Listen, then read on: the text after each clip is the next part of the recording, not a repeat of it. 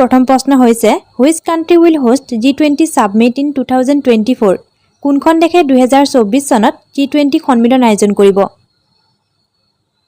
শুদ্ধ উত্তৰ হ'ব অপচন সি ব্ৰাজিল ব্ৰাজিল দেশে 2024 চনৰ G20 সন্মিলন আয়োজন কৰিব 2023 চনৰ G20 সন্মিলন ভাৰতে আয়োজন কৰিছিল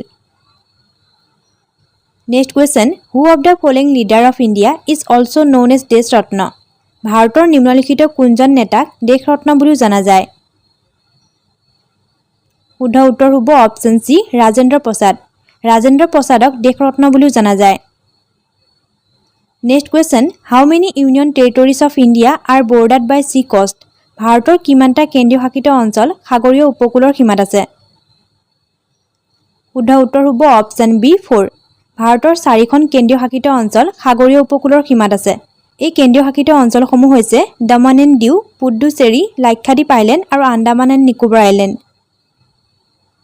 next question in India how many states are on the coast line ভাৰতত সাগৰীয় উপকূলীয় অঞ্চলত কিমানখন ৰাজ্য আছে